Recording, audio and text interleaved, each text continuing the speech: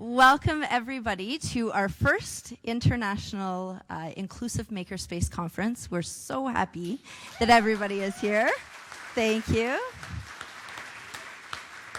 And thank you to our online folks for joining us. I know we can't see you right now, but hopefully you can see us and hear us. And right now, we have a fabulous video. We're starting with a welcome.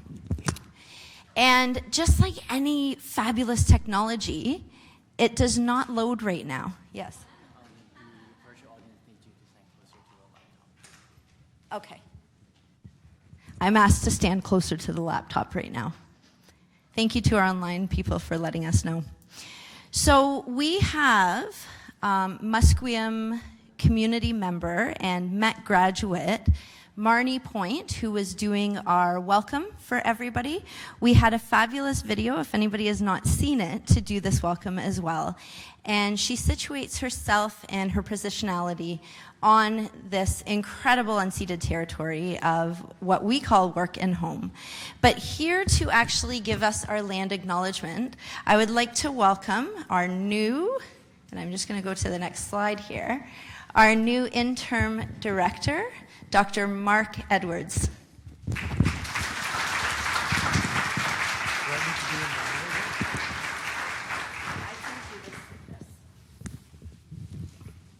Hopefully that works. Good morning, everyone. I need to take a breath. What is it that we do that allows us to be open to something new? What allows us to stop the 70,000 thoughts that we have every day, to be aware of something that we should pay attention to? And I'm here to acknowledge that this is the traditional unceded territory of the Musqueam. And I'm here because 30 years ago, actually 1986 in the fall, I attended a court case where the Gitxsan-Wet'suwet'en people were saying that they had title to the land that was taken, stolen from them by settlers and colonizers. Chief Justice McEachern, the Supreme Court of British Columbia, heard the case. I attended that day, and afterwards I was invited to join the Gitxsan-Wet'suwet'en elders as they debriefed what had happened in the court. And I was forever changed. There was a moment when my life just took a different direction because of the justness of what they were saying. It wasn't until a year later that Justice McEachern ruled that what they were saying was not the rule of the land, and he denied that oral tradition could be used to claim territory. And that, to me, was a statement about, well, how do we make space for people whose voices are not heard, even in the highest court in the land? And so it was later, 10 years later, that the Delgamuukw case was heard by the Supreme Court of Canada, and in fact, the voices were heard and oral tradition was accepted as establishing territory, as establishing ownership and place. We are on stolen land, all of us. And we are here in the midst of a process where justice is still being sought by the Musqueam people and by all Indigenous people in Canada and on Turtle Island. It's a process that is profoundly at the center of what this conference is about. How do we make space for people who do not have a place in our worlds, even in our cognitive worlds? And so today and through this conference, I hope that you will take to heart of what Justice Murray Sinclair stated at the end of years of listening to all of the stories of residential schools. He said, well, education got us into this mess, and education is going to get us out. As educators, there is a profound obligation on all of us to make a difference, to respond to that call.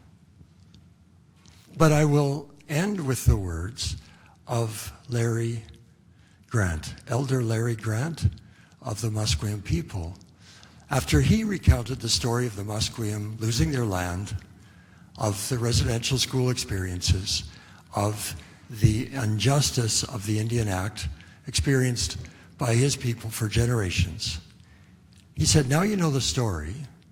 I didn't tell you so that you'd feel guilty. I told you so that you could do something about it. And then he said, so, what are you going to do?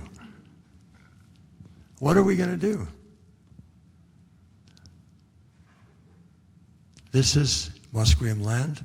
I think we honor them with our best efforts to be inclusive of their people so that through the technology of the 21st century and through our hearts and minds, they can allow their community, their culture, their people to flourish again in this land.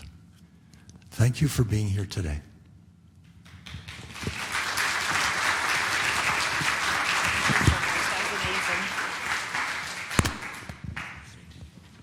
Thank you so much, Dr. Mark Edwards.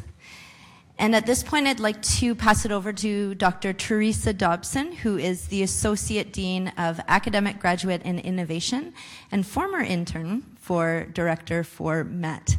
Please welcome Teresa.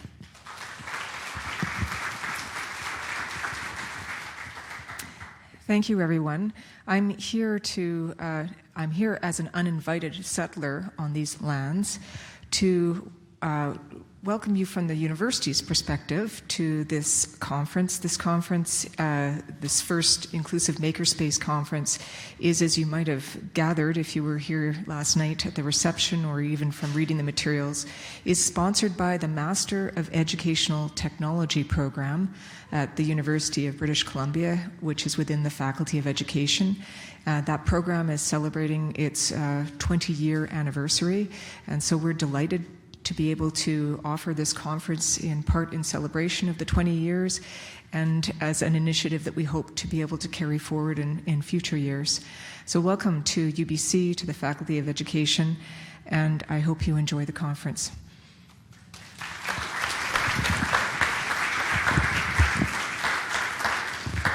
And I'm Dr. Carrie Ewert, so any of the participants or registrants or people who are panelists and presenting today may have received some communication with me throughout the time. We have many schedules up around the venue so that you can see exactly what's happening at what time. We have all of the schedules on the doors so you know exactly who's presenting at which time on those doors, so this is available to you.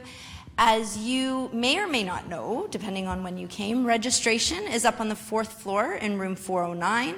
We have a sponsor from Tim Hortons that has provided breakfast for us for today and tomorrow. And then you'll also get your lunch up there at 11:30 to 12 o'clock.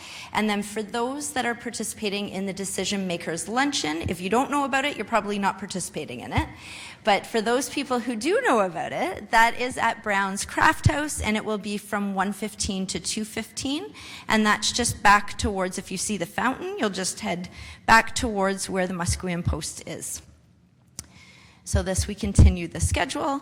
We are very delighted to have the launch of our inclusive virtual makerspace. This is part of a 3-phase process. Part 1 is it's a website. Part 2 is it's turning to a virtual reality makerspace site where you can be in this virtual reality experience. And the 3rd phase is going to be an augmented reality where you're actually physically making in a virtual space. So stay tuned for those phases. Phase 1 is here. It has tons of materials, lesson plans, unit plans, provocations, inclusive maker challenges, and an entire equity, diversity, inclusion, decolonization, and anti-racism focus as an overarching umbrella to it all. We have our vendor tables out just beyond here. You would have passed that, as well as Inclusive Makerspace Sandbox, which is going to be down at the end during lunch, as well as from 3:30 to 4:30 today, and then tomorrow. And thank you to all of our sponsors listed here and vendors for being available and being here for us. And then you would have received a scavenger hunt, and this we encourage you to engage in throughout the day. It allows you to get to know your sessions a little bit better. It allows you to engage with the vendors as well as the sponsors. There's some really great giveaways at the end of the day if you complete the entire the scavenger hunt challenge. It's available both digitally or as well as you would have received a copy. And then there's also the accessibility for audio that is a QR code if you want to listen to it instead of reading that. And then, finally, today we have, for all of, I think, our presenters, we put this out to them that we do have our field trip. For anybody who had responded to me about this, we are going to meet just outside at 4:45 so that we can head down. It is kind of a get yourself there type feel, but we are all going together. Some people might take the bus, some Ubers, some eco cars or Evos, and it is located here. And that information has also been shared with you. So I don't want to take up any more of your time because we have the most fabulous Dr. Hannah Kai here speaking about people and pedagogies in inclusive maker education. Dr. Kai is an assistant professor of interdisciplinary and inclusive education at Rowan University in New Jersey. So in New York. I would really like for all of us to show an amazing inclusive appreciation for Dr. Kai.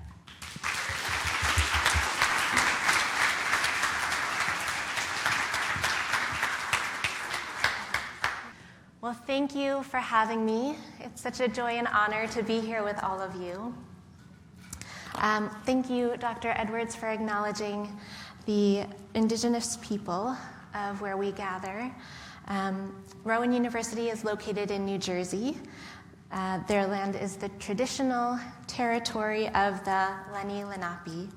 I acknowledge the Lenni Lenape as the original people of that land and their continuing relationship with their territory, and I affirm the aspiration of the great Lenape chief, Tamanend, that there be harmony between the indigenous people of their land and the descendants of the immigrants to that land, as long as the rivers and creeks flow and the sun, moon, and stars shine. I come to making as a former elementary school teacher, and as a current teacher educator, I work with maker education as a context for science and engineering education in the US. So you'll hear that perspective inform this presentation. I also love reading. Any other bookworms out there? I see you. I think the act of reading, opening yourself to someone's story, submitting your perspective to that of someone else, has relevance for our work in makerspaces. Years back, my class of third graders and I reflected on life in New York City. Who are the people that inhabit this space, and how can the city better meet their needs? We researched and invented and presented our vision to families and community members. Similar to this project, my goal today is to lead us through a reflection on the people and pedagogies in our spaces. I believe that understanding the history of people in makerspaces and the patterns of exclusion people have faced will provide clarity about how we would like to move forward. Today, we're reflecting on people, we're thinking about pedagogy. Let's quickly define these terms. So if I were to visit your makerspace or event, who would I meet there? Those of you on Zoom friends, you can use that QR code or head to menti.com and use the code to contribute to this slide. Those of you here, go ahead and turn to someone next to you. You've got lots of folks around you. Turn to somebody and share, who would we meet in that space?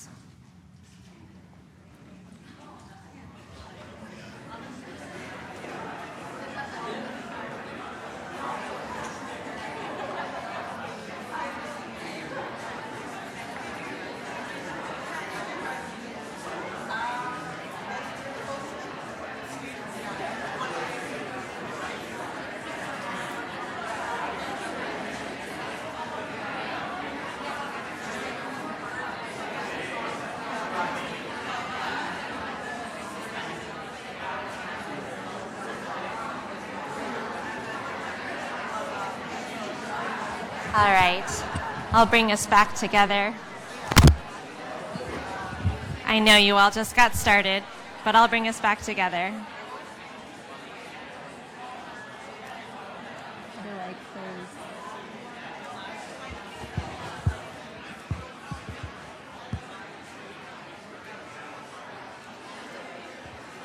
All right, I'll bring us back together. If you could bring your attention back up here. So if we're looking up at this cloud, thank you, we see the folks who, and I know you just got started getting to know each other, you'll have time. We'll see that the folks who are talking about, when we talk about the people of makerspaces, those are the children, families, learners who inhabit our spaces. They also include all of you. Zoom friends, you can do the raise hand function. Those of you here, just show of hands. How many of y'all are teachers here today? Great. How about university faculty and staff, Makerspace or Hackspace staff, instructional designers, students? Great. I'm missing something. Shout it out. Anything else? Librarians, of course, yes. Beautiful. All right. And for simplicity's sake, we're just going to refer to everyone here today as educators for this presentation.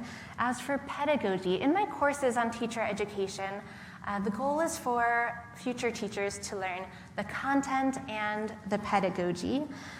So they need to know about engineering design, that's the content. They also need to know how to engage children in design, that's the pedagogy. So for all of you educators, everything you do in your space is your pedagogy. Your words, your movements, your references, even your silly jokes, all of that makes up your approach to instruction, your pedagogy. Now, each of you has a story of makerspaces, how you first got involved. I'm going to share a bit of my story, and later on you'll have a chance to share a bit of yours. My story starts with science education. I was teaching elementary science in the city while enrolled in my doctoral program. I was reading critical and decolonial frameworks in my courses. Early in my program, my professor introduced us to the Draw a Scientist test. Anyone familiar? Okay, so for those less familiar, in the 1960s and 70s, a social scientist named David Chambers asked children, mostly from the US and Canada, to draw a scientist. And Zoom friends, I wonder if you can guess, out of 5,000 drawings, how many were of women scientists? See if anyone can add some numbers to the chat. Oh boy, yes. Okay. I mean, we're along the same, yeah, we're right around there. So only 28 were women scientists.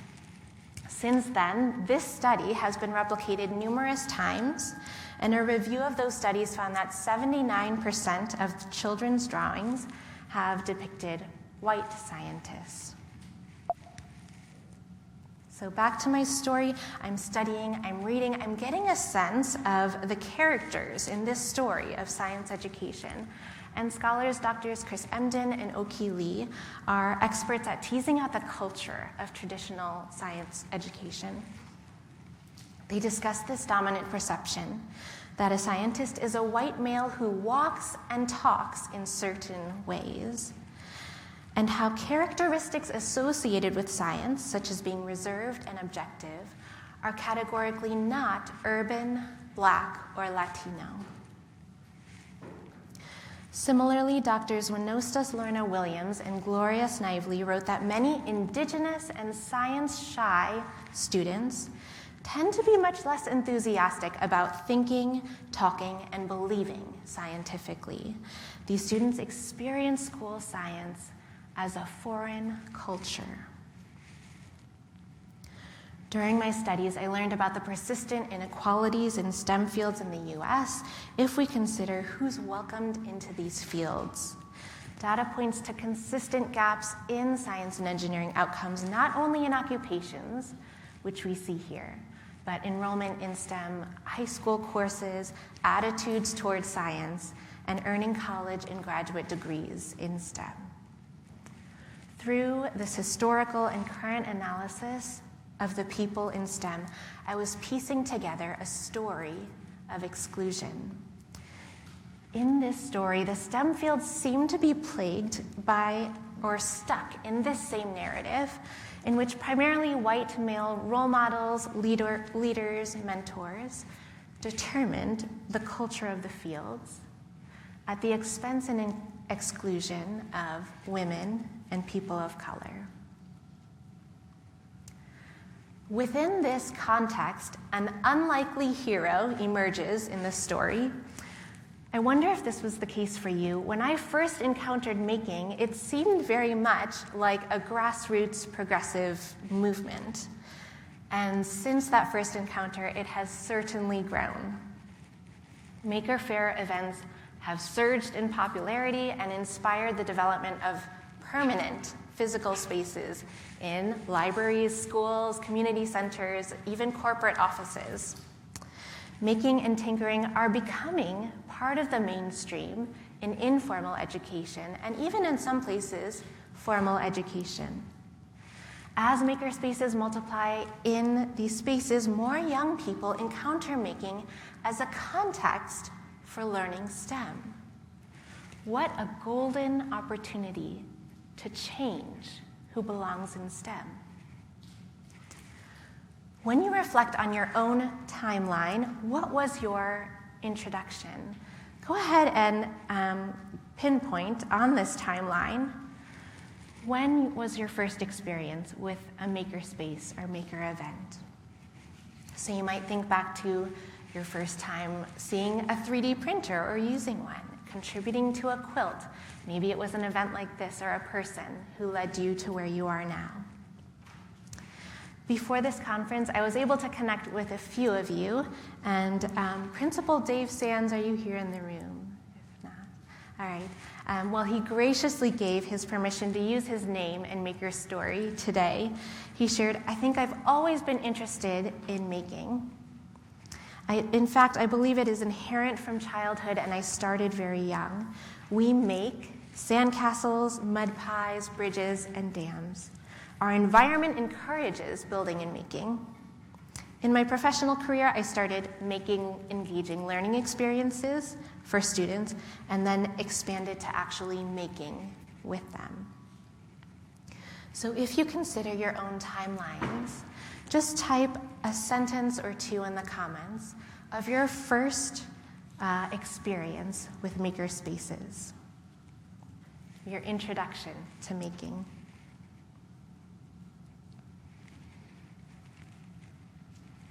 Those are rolling in. I'll just take a moment to reflect on this conference that Dr. Dobson, Dr. Ewert, and the students and colleagues have put together.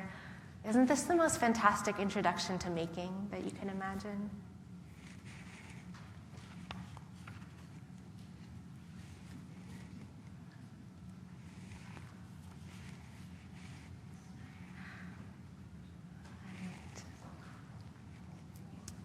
Now, our unlikely hero, the maker movement, had hopeful beginnings.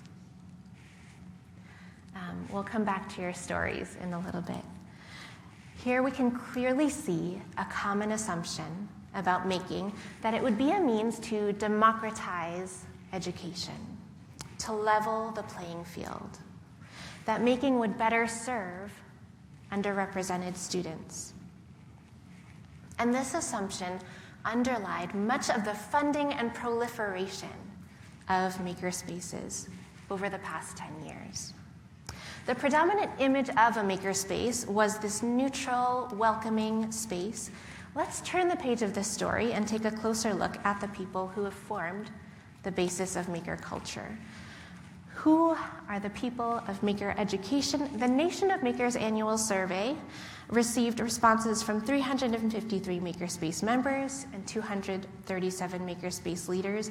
They found that respondents of all backgrounds felt that their spaces were overall very inclusive. That sounds great. Let's see who's actually included. Upon closer examination, their survey results showed that the leaders of makerspaces were overwhelmingly Caucasian. Let's see if this story is different for members. Members of makerspaces were also overwhelmingly Caucasian. Do you all find this concerning? Maybe there's more to this story. Let's turn the page to see who else is welcome. Make Magazine has been one of the many driving forces of the maker movement. Some of you may remember Leah Beakley's keynote at the 3rd annual FabLearn conference, where she shared her stunning analysis of every Make Magazine cover since its first issue. She found a very narrow definition of maker activities. Of the 40 people featured on covers, 85% had been men and boys. None were people of color.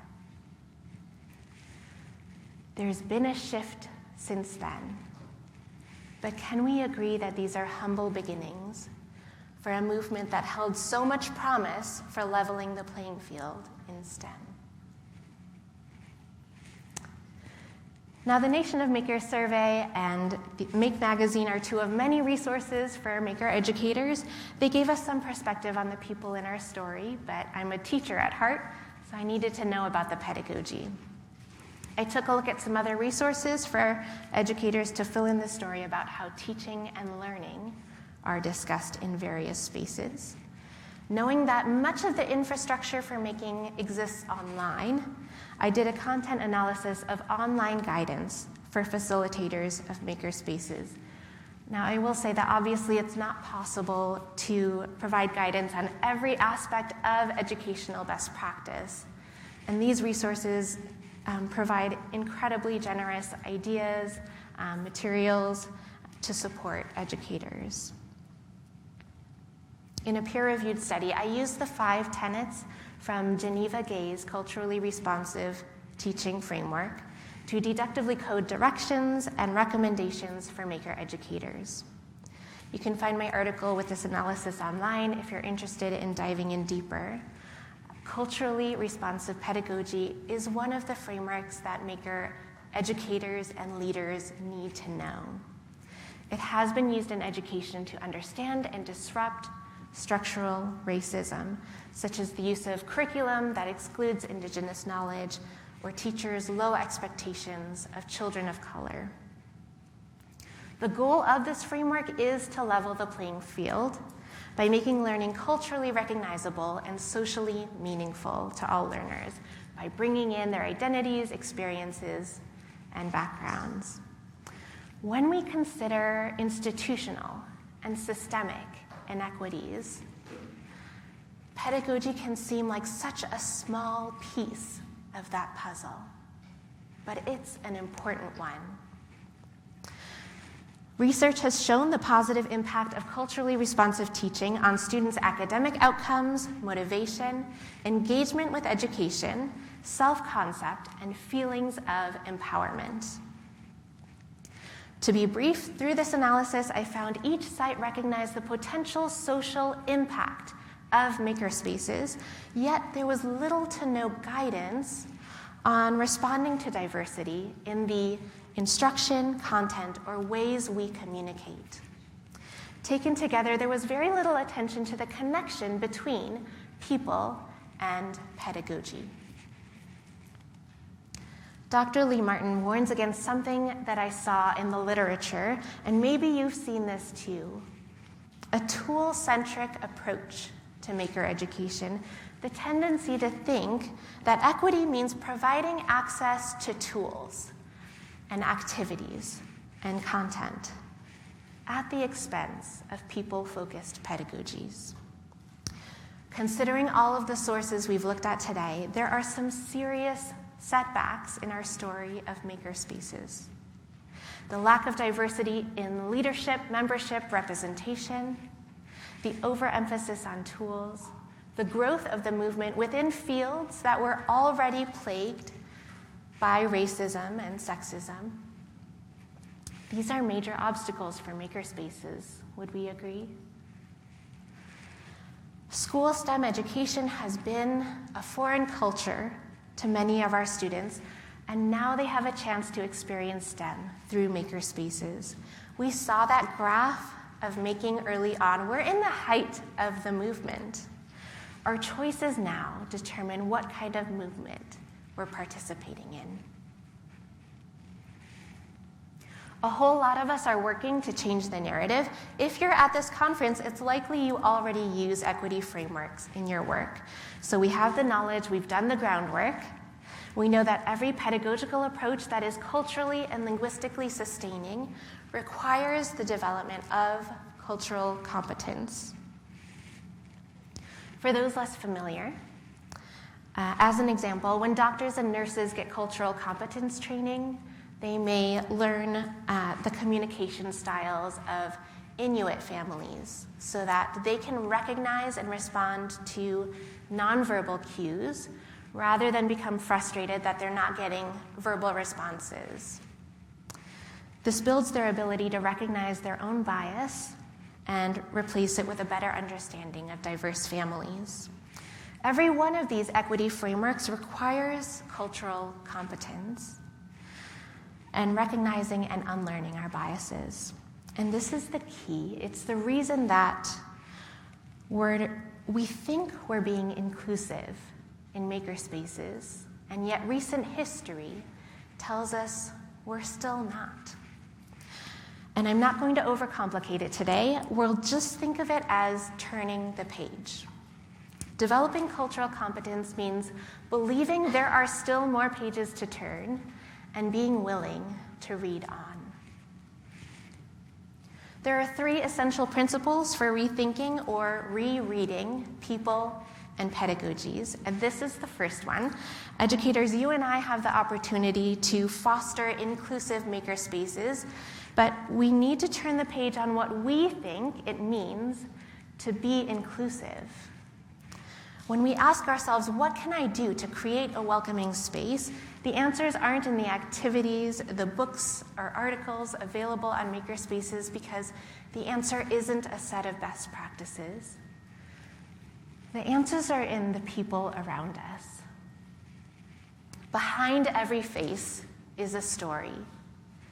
And in every story, there is something to learn, something that is new to us, that goes beyond what we've read about people before, no matter how well educated or well intentioned we are.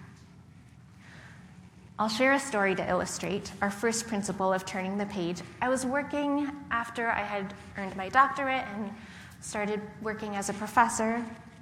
I was working with teachers and leaders in an urban public school district to plan a series of family maker nights. And most families in the school were Spanish-speaking. Many had recently immigrated from Mexico. The poverty rate in the city was 3 times the national average. We were full of good intentions. We had translated instructions, a free meal, a welcome table, a translator. A woman named Carmen came to our first maker night with her 2 daughters, ages 4 and 6. They walked over to a table where 2 preschoolers were with their parents building mazes out of Duplo blocks. Speaking in Spanish, Carmen sternly told her daughter to go sit and listen to the teacher. And Carmen and her older daughter sat at the empty table behind her, watching in silence, despite the teacher's smiles and encouragement to come and join them. What stereotype might be supported by this observation of Carmen? Often we're told a story that low-income parents of color aren't interested in school involvement, that the teachers are trying their best to connect and the parents just don't seem to care. I have to catch myself. Carmen is someone who I feel inclined to give a smile and a nod and keep on moving through the room. But if she made the effort to come and be in that space, I need to match that effort and make sure that the space is working for her. So I spoke with her daughter's teacher. We set up a time to meet just to chat with the teacher and the translator and me.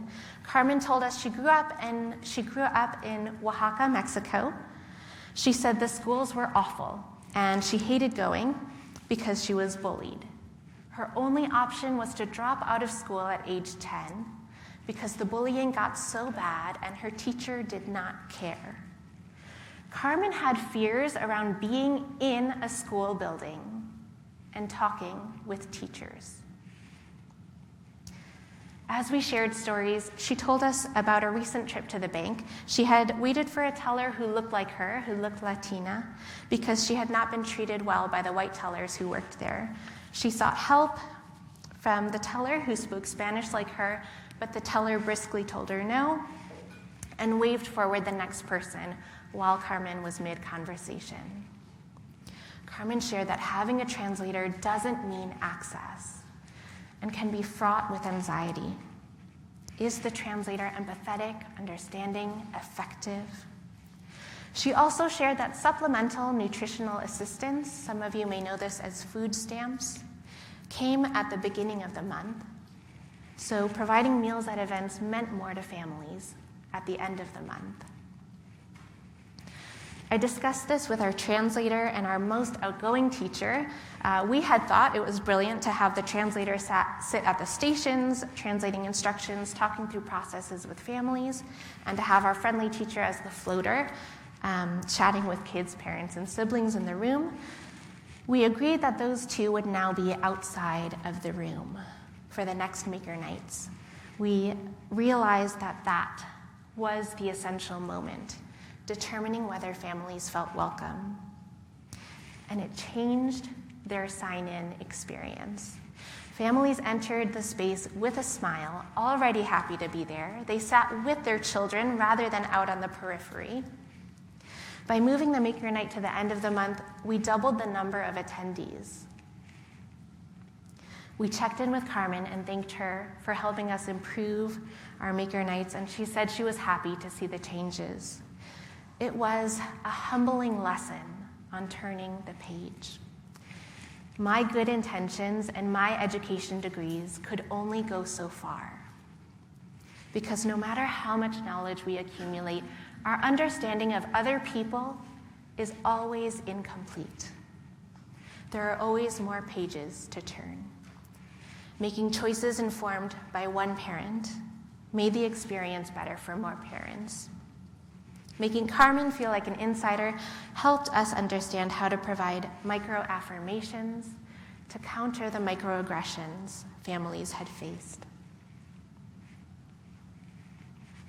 Now, it's human nature to want to say, I see a family walk into my space and I pretty much know what they're going to be like and how I'm going to engage them.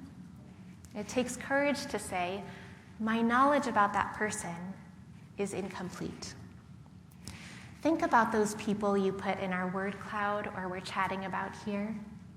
The people we would meet in your makerspace. I'm sure you know some things about them, but what are you pretty sure you don't know? What do you now want to find out? Go ahead and chime in on our slide here.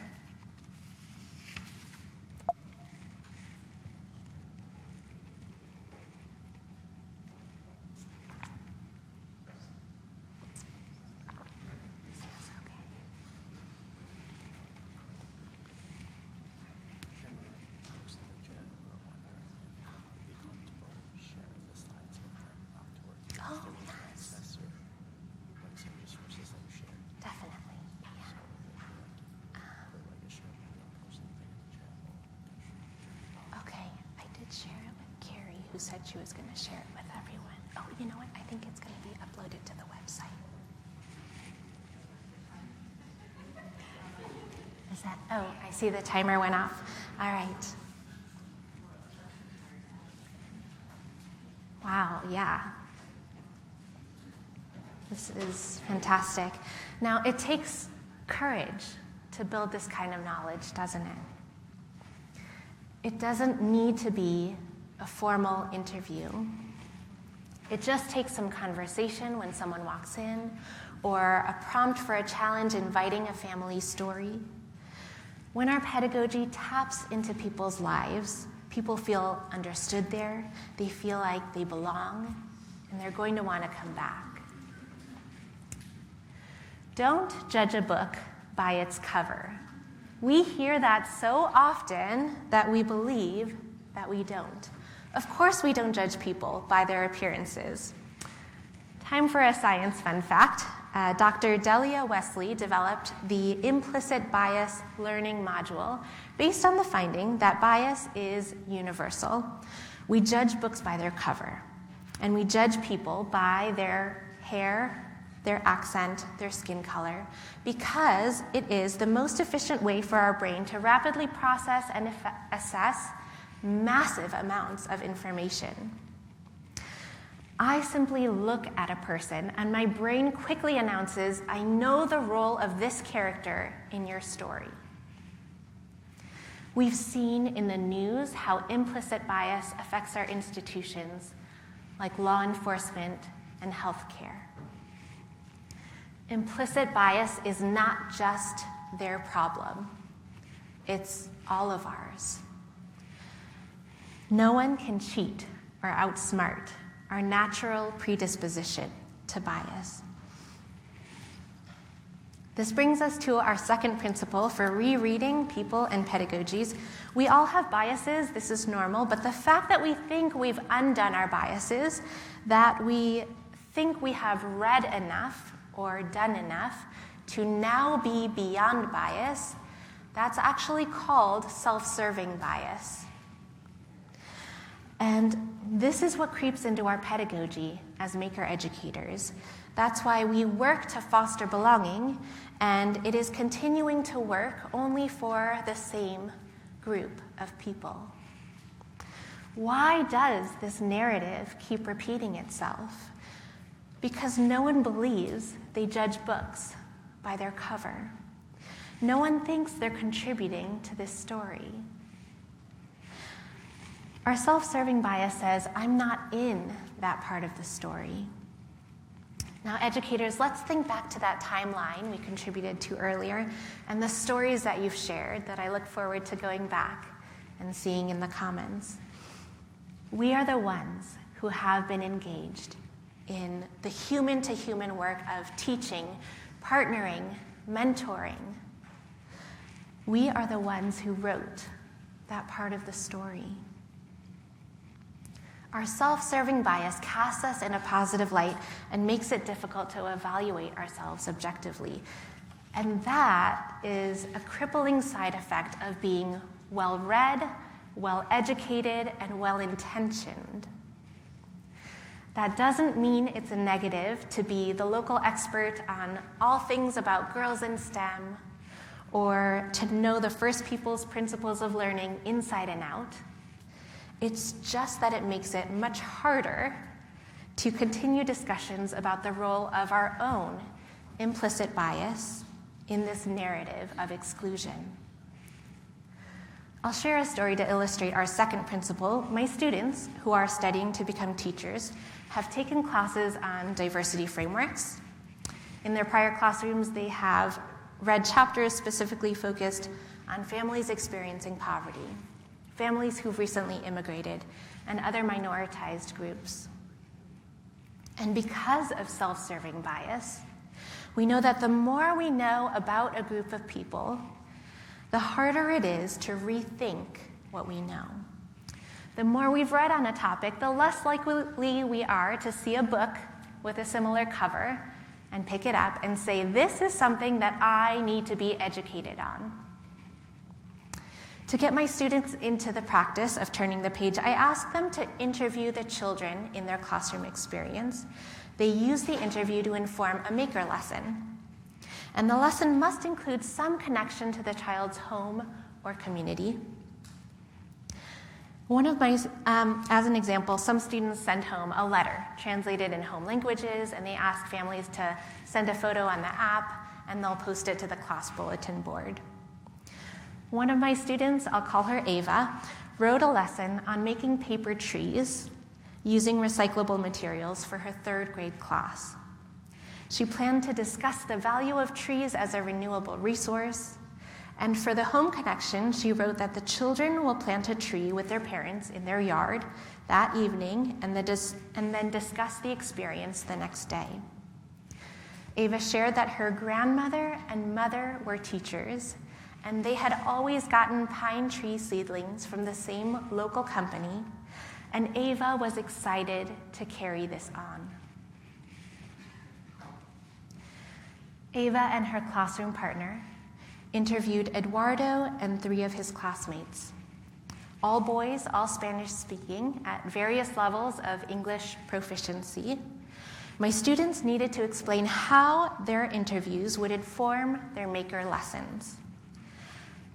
At first, as you can see from this quote, Ava couldn't discern the differences among the 4 children and did not see why a teacher would need to change her plans based on an individual kid. I realize it is no small task to ask someone to look past a book cover. So I met with Ava and her partner, and we took a closer look at their interview data. Eduardo and several of his classmates lived in a mobile home community across the street from the school. Eduardo wouldn't be able to plant a tree in a backyard. He loved to draw. He took special care of his set of colored pencils. He was very excited about learning English, but he did share that his parents only spoke Spanish. We discussed starting a tree journal with observations by the child and family member. Ava wrote a note encouraging family members to use their home language in the journal, even if they could write in English. She asked families to send it home. They would have a flexible deadline anytime throughout the unit, and Ava would have opportunities to send those back in the fall. With some support, Ava was able to see past the book cover and turn the page to Eduardo's story. Learning about Eduardo, being open to changing her pedagogy in response to the person in front of her, helped her teach the whole group better. As a check-in, let's share some good practices. Those of you on Zoom, how do you practice seeing past the book cover? And if you're here, I will ask you to take a look at our countdown to be conscious of time, but go ahead and turn to somebody near you and share what are your feedback loops or opportunities to hear people's stories in your space.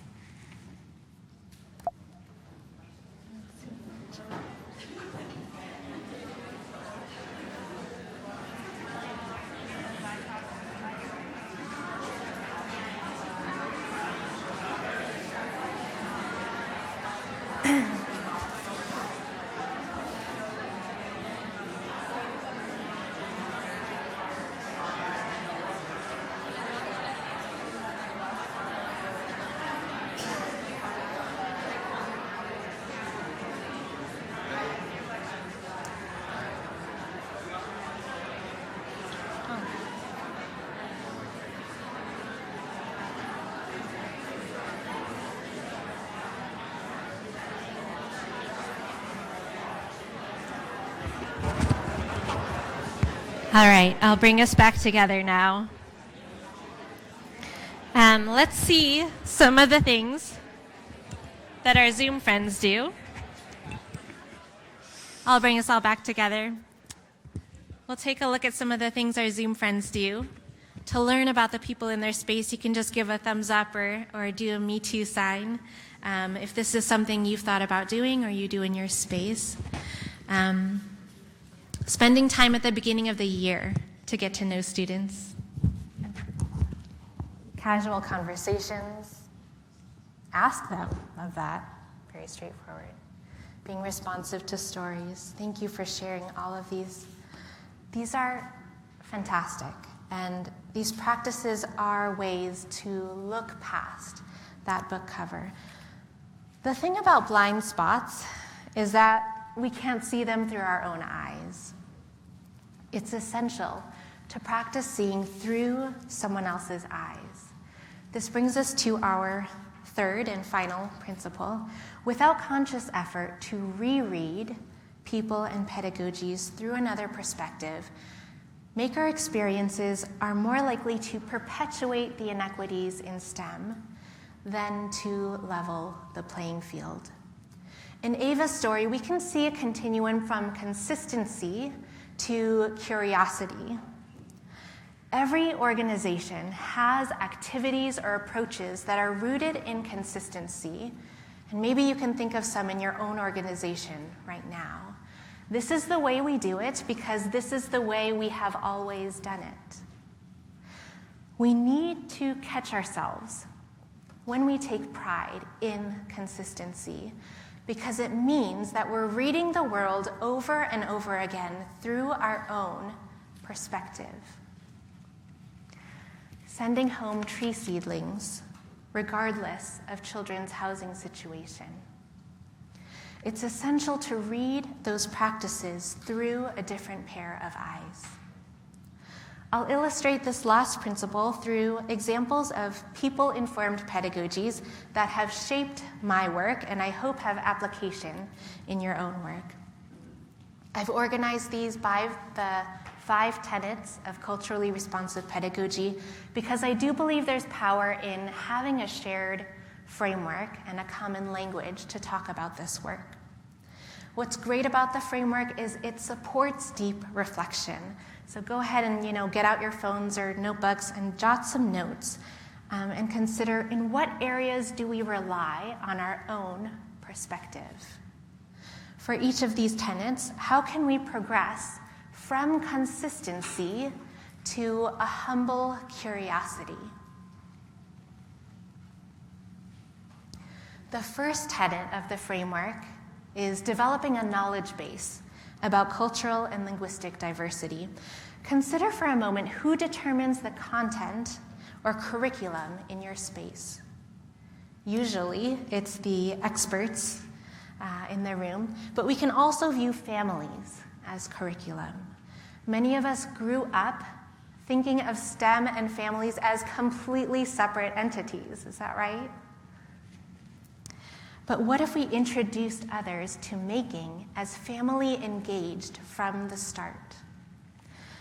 In my former classrooms, this meant inviting families in as expert speakers. Their words and stories became resources for our maker challenges.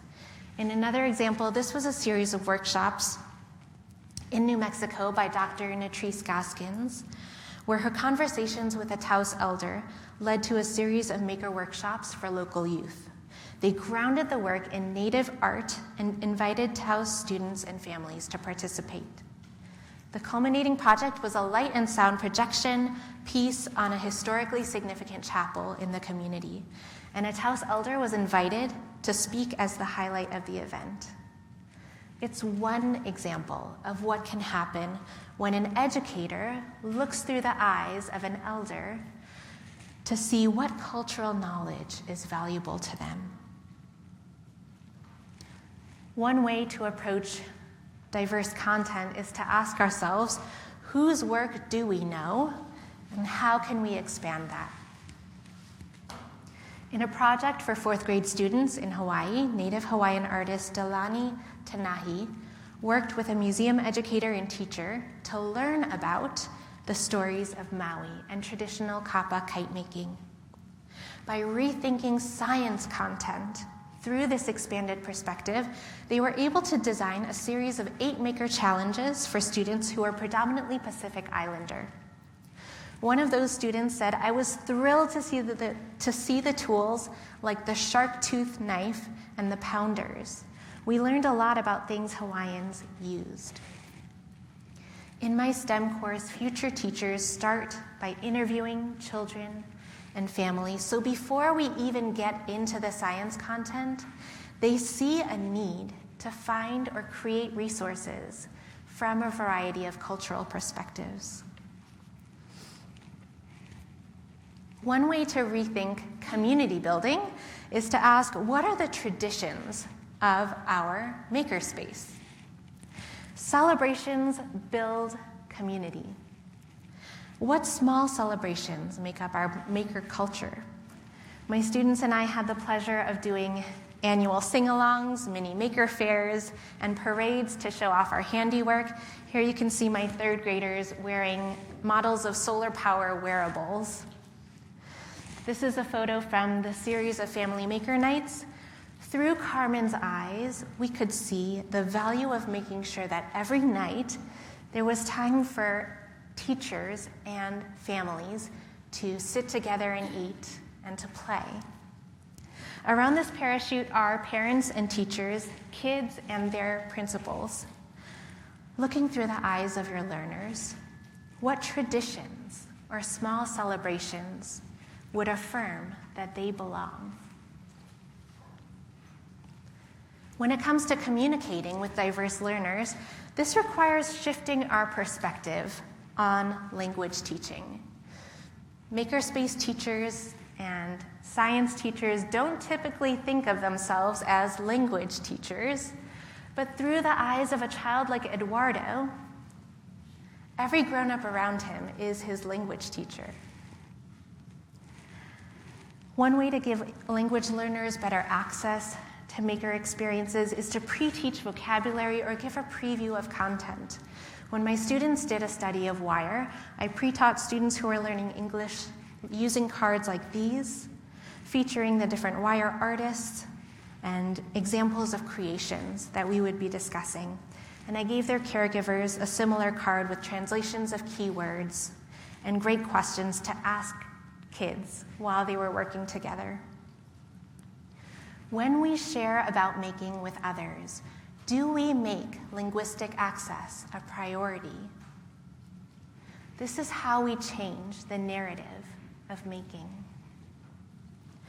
For the fifth and final tenet, one way to ensure our instruction is inclusive is to view teaching through the eyes of our learners, and this means giving up the reins and encouraging peer teaching. Here at the top, I set up a prompt of making a space to read books using the materials provided. We gave children unstructured time to work and then had them teach the process to parents, teachers, and peers. That gave us an opportunity to learn how students name their processes.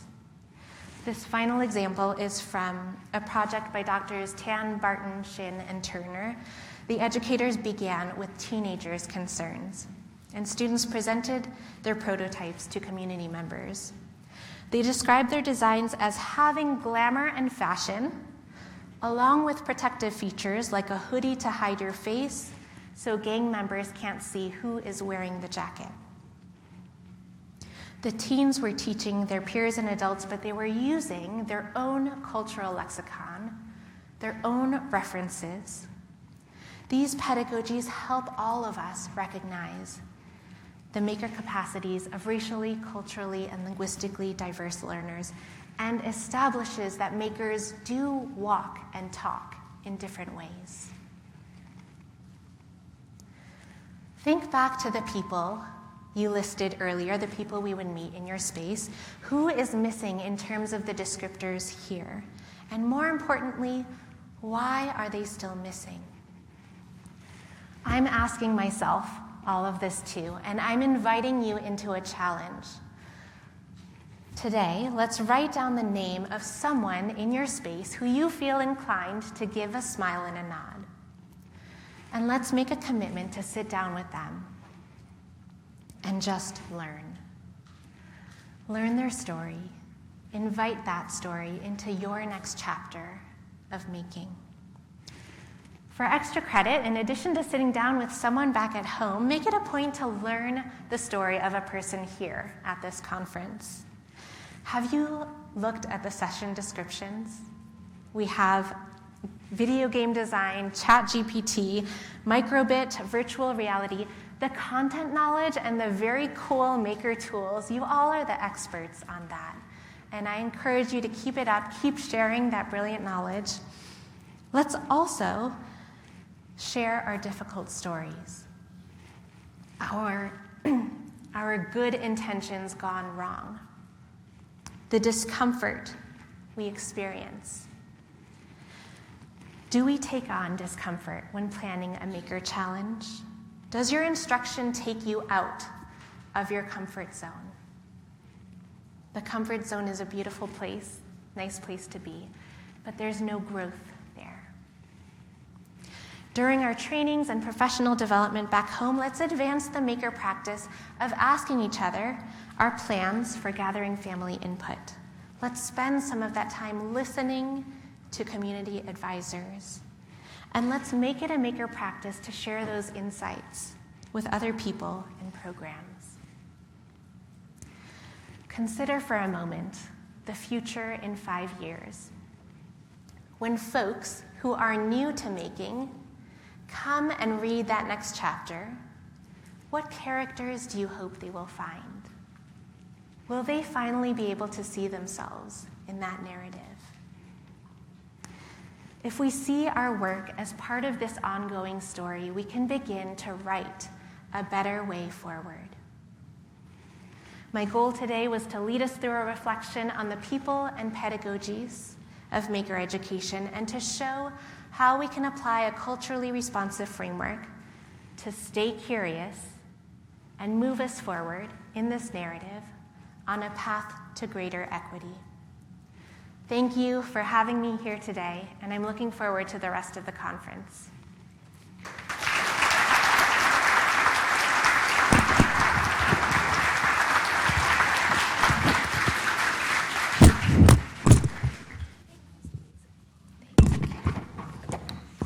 Another appreciation for Dr. Hannah Kai.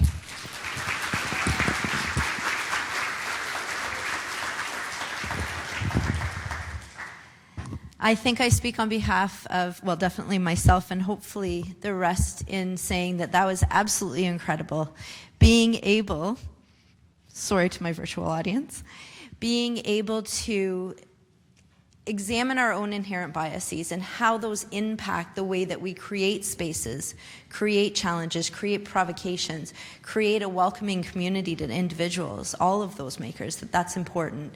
And moving that back to understanding each person's story. And I love that challenge that you had at the end, where we want to learn more about each other and have that one name that we write to learn that story of that person back home.